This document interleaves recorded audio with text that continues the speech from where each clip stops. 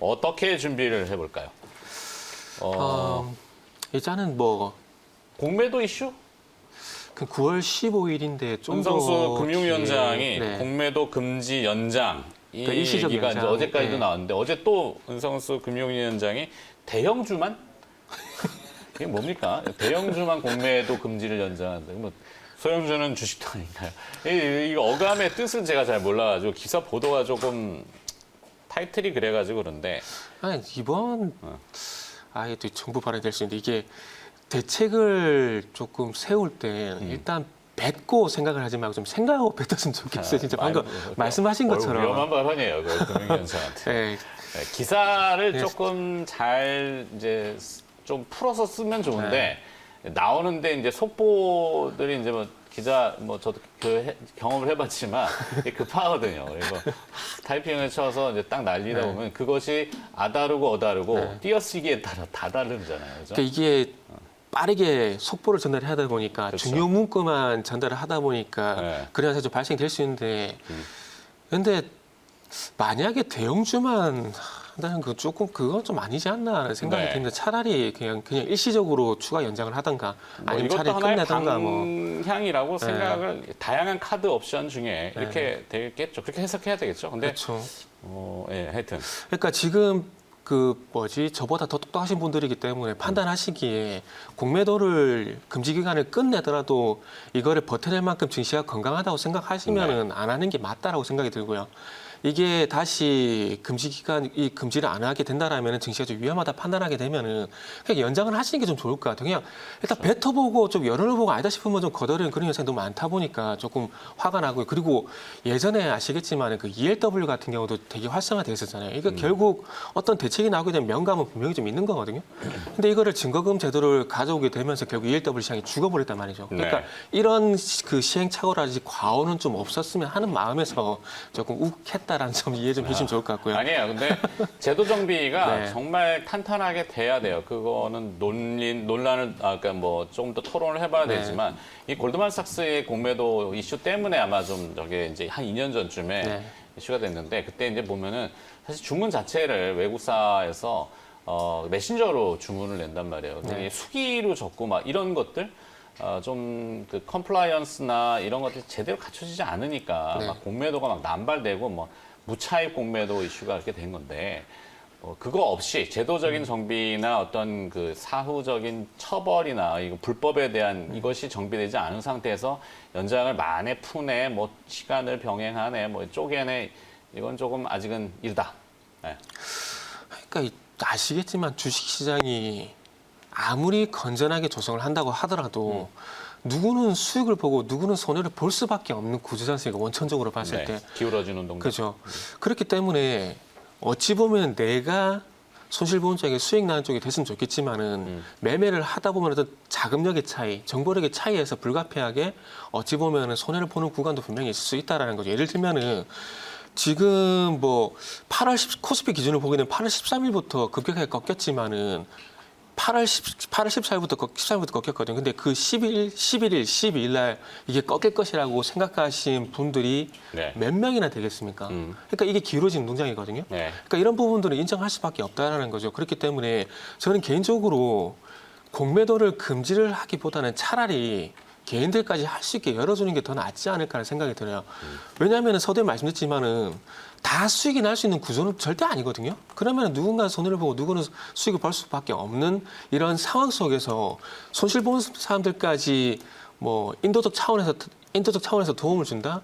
이건 제가 봤을 때는 자본주의를 거스른다라고 좀 볼 수밖에 없을 것 같아요. 네. 그렇기 때문에 저는 개인적으로 공매도를 아예 다 열어주거나 아니면 아예 다 못하게 하거나 참 이게 맞다라고 좀 좀 극단적이긴 하지만 좀 그렇게 생각을 하고 있습니다. 공매도 얘기는 네. 너무 긴 주제이기 때문에 저희가 개장 네네. 전에는 저 정도만 일단 네네. 하여튼 이슈가 있었어요. 공매도 금지를 좀 연장하는 대형주 쪽에. 네. 조금 색깔을 전향해가지고 빠르게 네. 가보면은 태풍이 지금 다가오잖아요. 네네. 태풍도 이제 지금 이번에 또 이게 직진으로 태풍이고 네. 뭐 뉴스 보도가 많이 나왔지만 미국하고 위도가 비슷한데 미국은 지금 태풍이 2개가 올라간단 말이에요. 네. 멕시코만에. 그러니까 이제 정유시설들 때문에 어제 유가가 네네네. 살짝 반등을 했고 뭐 어떨까요? 태풍과 관련된 증시 이게 관련주?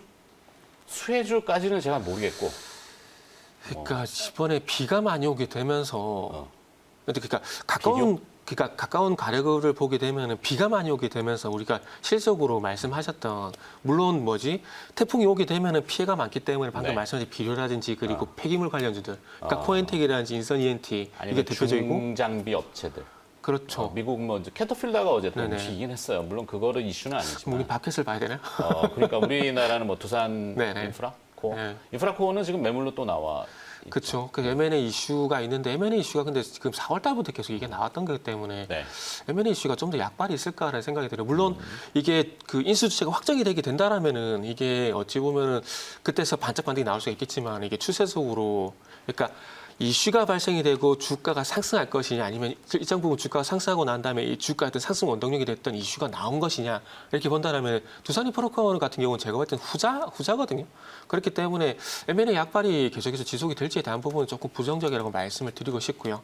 그리고 대표 태풍 같은 경우에는 과거 경험치를 봤을 때 새로운 또 테마가 나올지는 좀 지켜봐야 되겠지만 과거 경험치를 봤을 때는 폐기물 관련주들 그리고 비료 관련주들 이런 부분들이 있었기 때문에 그리고 어제 같은 경우도 아시다시피 효성 OMB라든지 경영이라든지 그리고 인선이한테 같은 종목들이 움직였기 때문에 아마 태풍에 대한 피해에 대한 얘기가 나오게 된다라면 그런 종목들이 단기적인 테마 좀 형성이 될 것 같습니다. 그리고 지금 태풍 진로가 지금 수요일쯤 되면 한국에 좀 상륙할 것으로 좀 예상이 되고 있는데 네. 지금 우리나라 기상청뿐만 아니라 일본이라든지 유럽이라든지 그리고 미국 해군 태풍 경보센터라든지 이런 그 굵직한 해외 일기예보 예측하는 그런 부분들 기구라 될까요? 네. 기관이라 될까요? 이런 부분들 보면 우리나라 좀 직진할 거라 얘기를 하고 있거든요. 네. 근데 이렇게 그 예전 같으면 태풍이 그게 오게 이제 되면은 중국의 네. 그 남부지방 홍수 때문에 네.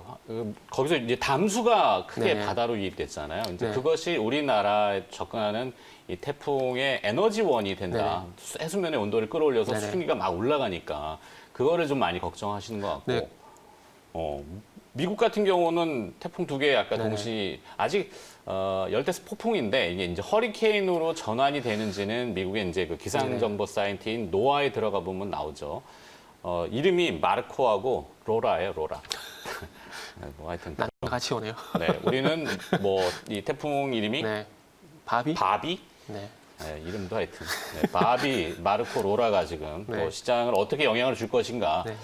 하여튼 좀 고민을 좀 해볼 필요도 있죠. 그 수혜주를 찾거나 관련성을 찾기는 좀 그렇습니다만 이미 비료 관련 기업들이 조금 움직이긴 했고 어제 미국도 농산물 가격이 조금 움직이긴 했는데 그러니까 이게 예전에는 태풍이 오게 되면 일본 쪽으로 우회하는 그런 얘기가 상당히 많이 나왔었거든요. 그렇죠. 근데 말씀하셨듯이 일단 일본 그 중국 쪽에 담수가 유입이 되면서 그 부분도 분명히 있겠지만은 일본 쪽에 그 대규모 고기압이 형성돼 있답니다. 그래서 네. 이 고기압의 영향 때문에 태풍이 밀려 그쪽으로 나오는 꺾이는데 거. 그쪽으로 꺾이지 못하고 직진을 간다 그럴 그러더라고요. 수 있죠.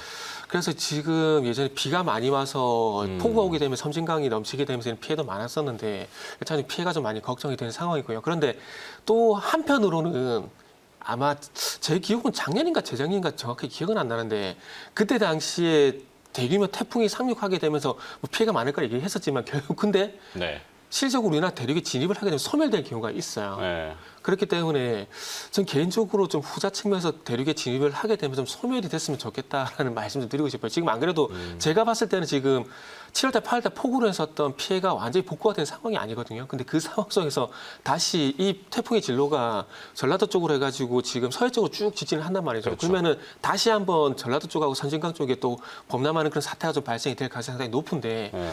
그런 피해가 또 가면 안 될 것 같다는 생각이 좀 드네요. 그래요. 미리미리 대비도 하고 사실 그걸 연관성 짓기는 좀 피해 관련주라서 폐기물 처리 업체 얘기들을 조금 그것도 있을 거예요. 예전에 스마트팜 얘기도 했었잖아요. 네. 그래서 그린 플러스 네, 그런 것들, 그런 것도 아마 수혜가 되지 않을까 생각이 드는 분들. 이슈가 네. 하여튼 기업을 또 우리가 찾아본다면은 네. 폐기물 처리 업체는 뭐가 있는지 좀 찾아봐 주시면 좋겠고 아까 말씀드린 대로 인선 이엔텍, 코엔텍 두 종목이 대표적으로 인선 뜨더라고요. ENT, 네. 코엔텍. 알겠습니다.